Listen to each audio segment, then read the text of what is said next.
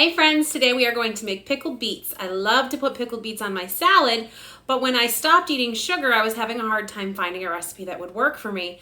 So, good old Pinterest, I looked it up and I found a recipe that uses erythritol and stevia, and we're gonna make a real quick 15-minute pickled beets in our Instant Pot. So here we go. Okay, here we are. We have some trimmed, cleaned, organic beets, some white vinegar, some water, and some gentle sweet, which is a blend of erythritol and stevia. Those are all the ingredients we are going to need today.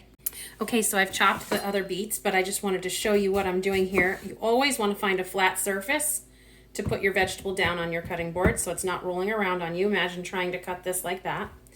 And these are monstrous, so I'm just going to cut another strip and another, and then I'm going to lay it flat again. Okay. And then I'm going to cut small strips this way. Try to keep it as together as possible. And then I'm going to spin it. And I'm going to cut small strips this way, which will give me little cubes, which is exactly what I want. I can't get it to stay on the cutting board, but that's what I want. Okay? There you go. We'll throw those into the Instant Pot. Okay, so we have our beets, and I'm going to do a half a cup, because I doubled it here, of this gentle sweet. So I'm just going to sprinkle it around, and I'm going to put that in first. And you can adjust this to your preference, but I like the recipe as it is. Then we're going to do 1 cup of water.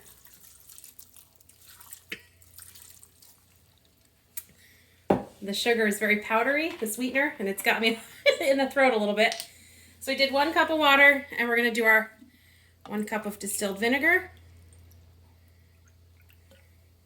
And the reason I like to do the sweetener first is because then I come through with the liquid and sort of wash it into the mix. And that's it. Now it looks like there's not a lot of liquid in there to be able to do what you want to do, but it works just perfect.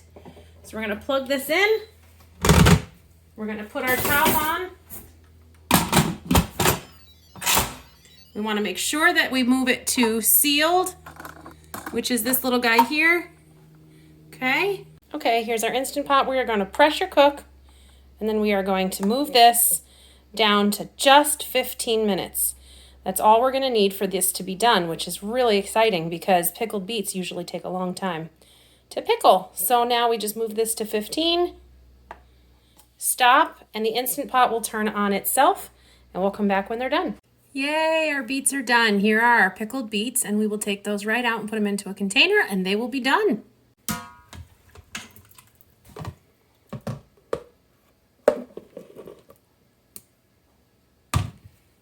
The final step for storage, to make sure they stay fresh as long as possible, is to put some water in there until the beets are covered.